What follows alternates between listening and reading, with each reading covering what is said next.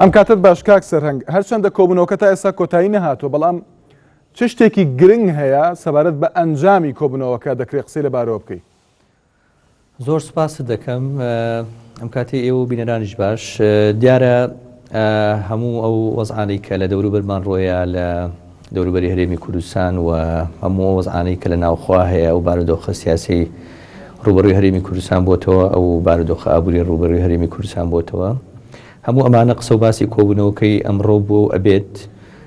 و زۆر گرنگە کە هەموو هێزولایەنە سیاسەکان لە ئێستا ئەم نەوع کۆبوونەوانە دروست بکەن و ئەنجام بن بۆی ئێمە بە وریایەکی تەواوە مامەڵە بکەین بە تایبەتی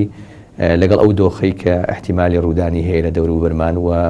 بۆ قسەکردن لەسەر ئەو دۆخەشی کە لە هەرێمی کوردستان هەیە. ئەوەی کە پەیوەندی هەیە بە پێشنیازەکانی یەکێتی نیشتیمانی کوردستانەوە بۆ ئێوە بۆ پارتی دیموکراتی کوردستان ینی چاوەڕوان دەکرێت کە بڕیارێکی فەرمی ئێوە دەربکرێت وەکو وەڵامێک لەو بارەیەوە لە پاش کۆبوونەوەکە. پێشنیازەکان ئەوەندەی من ئاگدارم لە کاتی خۆی وەڵام دراوەتەوە و ئەوەی کە پەیوەندی هەیە بە مەسەلەی گۆڕینی دەستەی سەرۆکایەتی پارلەمان ڕەت کراوەتەوە و بابەتی زمینە سازی بۆ ئەنجامدانی کۆبوونەوەی لایەنە سیاسەکان بەسراوەتەوە بەوەی کە پێویستە ئەو بارودۆخە ئاسایی بکرێتەوە و پەرلەمان ئیشوکاری خۆی دەست پێ بکاتەوە و حکوومەت ستافەکەی بە متەکاملی یەک بگرێتەوە وەزیرەکانی گۆڕان بچنەوە ناو حکوومەت و دەست بەکارەکانی خۆیان بکەنەوە ئەنجا ئەمە زمینەیەکی باش ئەسازێ بۆ ئەنجامدانی کۆبوونەوە لە کاتی خۆیان ئەم وەڵامە دراوەتەوە. بەڵێ کاک سەرنگ وەڵامەکە ئەو بۆ کە بە شێوەیەک لە شێوەکان ڕەت کراوەتەوە پێشنیازەکان ڕەت کراونەتەوە. بەڵام ئایا لە جڤاتی نیشتیمانی چی دەڵێ لەم بارەیەوە ینی بۆچوونێکی جیاواز هەیە سەبارەت بۆ پێشنیازانە دەکرێت ئێستا گفتوگۆی لەبارەوە بکەم. جڤاتی نیشتیمانی تەکیدی ئەو وەڵامدانەوەی ئەکاتەوە و تەکیدی ئەوە ئەکاتەوە کە پێویستە وەختێک گفتوگۆ لە نێوان لایەنە سیاسەکان دەست پێ بکاتەوە کە ئەو بارودۆخەی لە هەرێمی کوردستان هەیە ئەو بارودۆخە نەخوازراوەی کە پارتی دروستی کردووە بگەڕێتەوە دۆخی ئاسایی خۆی وە کۆتایی پێبهێنرێ ئەویش بەوە ئەبێت وەکو باسم کرد پەرلەمان دەست بەکارەکانی خۆی بکاتەوە و وەزیرەکانیش بچنەوە بۆ ناو حکوومەت ئەنجا دەرگای گفتوگۆ ئەکرێتەوە لە بینی هێزولایەنە سیاسەکان بۆ قسەکردن لەسەر هەموو بابەتەکان. ینی باوا بڵێن هەڵوێستێکی نوێ چاوەڕوان دەکرێت لە بزوتنەوەی گۆڕان لە پاشەم کۆبوونەوەیە ئەوەی کە هەیە تەکیدکردنەوەی لەسەر ئەوەی کە باسم کرد تەکیدکردنەوەی لەوەی کە دۆخەکە ئاسایی بێتەوە زائیدەن گفتوگۆکردن و قسەکردن لەسەرەوەی کە پەیوەندیەکانی بزوتنەوەی گۆڕان لەگەڵ هێزولایەنە سیاسیە کوردستانیەکان بە تایبەتی ئەو سێلایەنەی کە پرۆژەیەکی هاوبەشیان هەیە لەگەڵ بزوتنەوەی گۆڕان پەری پێ بدرێ و تۆکمەتر بکرێ و زائیدەن قسەکردن لەسەر ئەو دۆخی کە لە چواردەورمان ڕوئەیە ئەو دۆخە ئیقلیمی و نێودەوڵەتی کە لە چواردەوری هەرێمی کوردستان ڕوئەیە و هەرێمی کوردستان بیەوێ یان نێوێ ئەبێتە بەشێک لەو گۆڕانکاریە بێتە بەشێک لە وەزعی کە دروست ئەبێ یان دروست بووە و زائیدەن قسەکردن لەسەر ئەوەی کە تورکیا لەشکرکێشی کردو بۆ ناو هەرێمی کوردستان و ئایا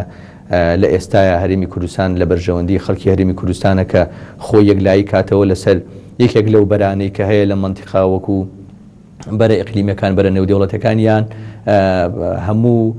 تەرکیزی خۆی لەسەر ئەوە کۆبکاتەوە کە بەرژەوەندی باڵای هەرێمی کوردستان خەڵکی هەرێمی کوردستان لەکوایە ئەو هەرێمی کوردستان بۆ ئاراستەی ئیشکا بۆ ئاراستەیە بڕوانەک ئەوەی کە وەکو باسم کرد خۆی لەسەر بەرەیەک یەکلایی بکاتەوە چونکە ئێمە میلەتێکی لە ڕابردووە کێشە و معاناتی زۆرمان هەبوو و بەرگەی هەندێک حەدەس هەیە نایگرین. ینی ئەگەر وەکو زانێری قسەمان لەگەڵ بکەی کاک سەرهەنگانی بۆ چونێک هەیە بەوەی کە کۆبوونەوە بکرێت لەگەڵ پارتی پێش ئاساییکردنەوەی دۆخەکەش لە ناو جڤاتی نیشتیمانی بزوتنەوەی گۆڕاندا؟ من نەبیستووەوە بڕام نییە کە ئەو نەوعەتەوە جوها هەبێ و ئەوەی کە هەیە ئەوەیە ئەوە ڕێی فەرمی بزوتنەوەی گۆڕانیش بۆ ڕاژگەێنراوە و کۆبوونەوەکەی ئەمڕۆژ بەشێکی پەیوەندی بە قسەکردن لەسەر ئەو مۆزوعەوە هەیە وەکو باسم کەواتە چاوەڕوان ناکرێت کۆبوونەوە بکرێت لەگەڵ پارتی پێش ئاساییکردنەوەی دۆخەکە بۆ خۆتان داواتان بەڵێ ئەو دۆخەی کە هەیە پێویستە ئاسایی بکرێتەوە ئاساییکردنەوەی دۆخەکە هەنگاوێکی گرنگە و هەموو دەرگا داخراوەکان ئەکاتەوە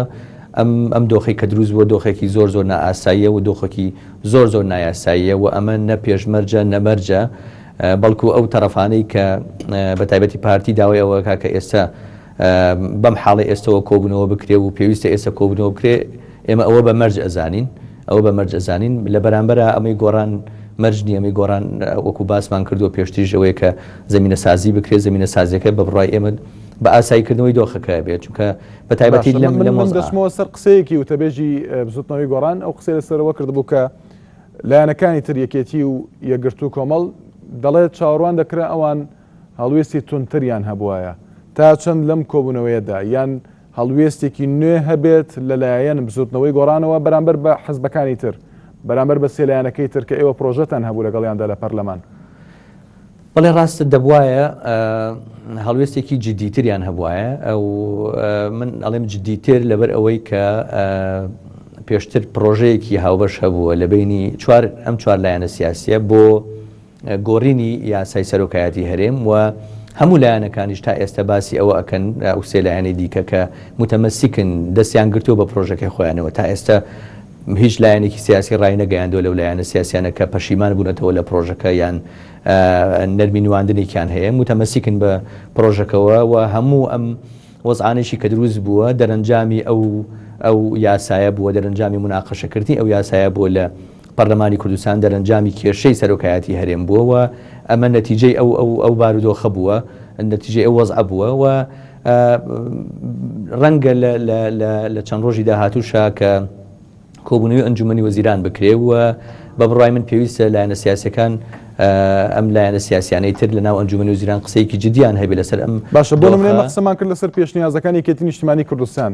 ینی ئێوە پێتان وایە ئەو هەڵوێستە جددی نەبووە هەڵوێست نواندن لە بەرامبەر ئەو وەزعی کە ڕوویدا لە هەرێمی کوردستان ئەوەی کە پەرلەمان تعتیل کرا و ئەوەشی کە لە ماوەی 6 مانگی ڕابردووە حکوومەت هیچ کۆبوونەوەیەکی نەکردووە من لەم تەلەڤیزیۆنی ئێوە شۆ ڕامگەیاندووە کە ئەبوایە بە هیچ جۆرێک وەزیرەکان لە ئەنجومەنی وەزیران ئەوانەی ئێمەش کات خۆی کە لێبوون قبولیوان نەکردایە کە لە حکوومەتی هەرێمی کوردستان تعتیل بکرێت لە ئێستا ئێمە ئەم هەموو کێشە و گرفتەمان هەیە لە هەرێمی کوردستان ئەم هەموو قەیرانە هەیە لە ناو هەرێمی کوردستان حکوومەت لەی مەسئولە حکوومەت چۆن ئەکرێت لە ناو ئەم هەموو کێشە و مەشاکیلە 6 مانگ کۆ نەبوو بێتەوە. باشە جەنابێت دەڵێ دەبێت هەڵوێستێکی جددیتریان هەبوایە وتەبێژی بزوتنەوەی گۆڕان دەڵێ دەبێت تونتر بووایە دەمێ بزانم لە ئێستادا ئەگەر وەکو زانیاریش بێ ئەومان بۆ باسکەی کە قسە و باسی ئێستای ناوی بزوتنەوەی گۆڕان چییە لەبارەی یەکێتی نیشتیمانی کوردستان یەکگرتووی ئیسلامی کوردستان هەروەها کۆمەڵی ئیسلامی کوردستان لە ئێستادا لە ناو گۆڕاندا چی دەوترێت لەسەر ڕۆڵی ئەوان ئەدای ئەوان لەم هەلومەرجەی ئێستادا؟ بەڵێ ئێمە ڕۆڵیان بەرز نرخێنرێت چونکە لە ماوەی ڕابردووە کۆمەڵێک کاری مشترک کراوە بەڵام بۆتە جددی نەبووە دەبوو جددیتر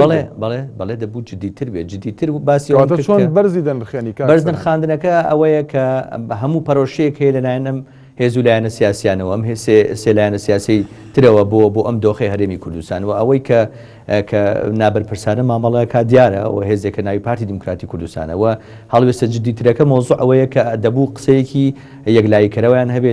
لەگەڵ پارتی کە ممکن نییە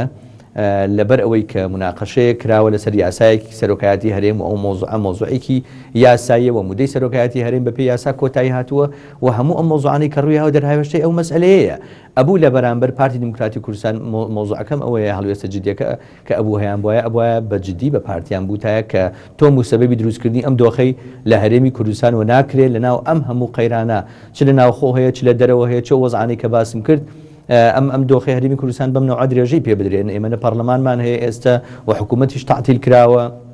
سەرۆکایەتی هەرێم کۆتایی هاتووە ئەگەر ئێمە بە وردی لێ بردبینەوە ئێستا هیچ مؤسسەیەکی شەرعی لە هەرێمی کوردستان میشەکانی خۆی ناکایان وەربگرین لایەنەکان ئەمەیان وتووە لە میدیاکانەوە بەرپرسانی هەموو لایەنەکانی تر ئاماژەیان بەمە داوە مەبەست چیە لەوەی کە بە پارتیان بووتایە بە پارتی وتن ئەوەیە کە مووقفە جددیەکە ئەوەیە بە بڕای من کە هەم لە ناو حکوومەت فشارێک هەبێ بۆ ئەوەی کە حکوومەت تعتیل نەکرێ و بە ئیشی خۆی بکە هەم لە ڕووی سیاسیشەوە ئەم چوار هێز و لایەنە سیاسیە بە بزوتنەوەی گۆڕانیشەوە بەبەستم چوار هێزەکە زۆرینەی هەر زۆری خەڵکی هەرێمی کوردستان پێگەهێنن و ئەوە ئێستا کە دێتە سەر هەندێک مەواضع هەموو هێز و لایەنە سیاسیەکان بە تایبەتی پارتیش باسیەوە کاڵێ ئێمە زۆرینەی دەنگی هەرێمی کوردستانمان هێناوە بڵێن حیزبی یەکەمین 38 کورسیمان هەیە بەڵام بە دیوەکەی ترا ئەمە نابینێ کە ئەم چوار هێز و لایەنە سیاسیە ئەم چوار لایەنە سیاسیە کە زۆرینەی هەرە زۆری دەنگی خەڵکی کوردستانیان لەگەڵایە و کورسیەکانی پەرلەمانی کوردستانیان لە دەست بووە ئەمان ویستیانە کە دەستکاری یاسای سەرۆکایەتی هەرێم بکەن و مودەی سەرۆکایەتی هەرێم کۆتایی هاتووە ئەم دۆخە نەتیجەی ئەوەیە. NRT زانیاری دەستکەوتووە کە هەوڵێک هەیە تاوتوێی ئەوە دەکرێت لە کۆبوونەوەکەدا سەبارەت بە بەهێزکردنی پەیوەندەکانی گۆڕان لەگەڵ یەکێتی لەگەڵ یەکگرتو لەگەڵ کۆمەڵ. بڵێ ئێمە لە ماوەی ڕابردووە کاتی خۆی کە لە ئۆپۆزیسیۆن بووین پەیوەندیەکی زۆر تون و تۆڵبان لەگەڵ یەکگرتووی ئیسلامی و کۆمەڵی ئیسلامی هەبووە هەموو لایەک ئەوە دەزانن و لەگەڵ یەکێتی نیشتیمانی کوردستانیش ئێمە حکوومەتی هاوبەشمان پێکێناوە لە پارێزگای سلێمانی و نقطەی مشتەرەکی زۆرمان هەیە و پرۆژەیەک هەیە لە نێوانی یەکێتی نیشتیمانی کوردستان و بزوتنەوەی گۆڕانە کە کۆبوونەوەی لەسەر ئەکرێ مناقەشەی لەسەر ئەکرێ بۆ ئەوەی کە ڕێکەوتێکی سیاسی لە بینی ئەم دوو هێزە سیاسیا بکرێ ئەمە مۆزوعی بەرەپێدان و گەرمگۆڕکردنەوەی پەیوەندیەکان لەو چوارچێوایە. زۆر سپاس بۆ سەرنگ فەرەج هەڵسوڕاوی بزوتنەوەی گۆڕان لە سلێمانیەوە لەگەڵماندا بووی.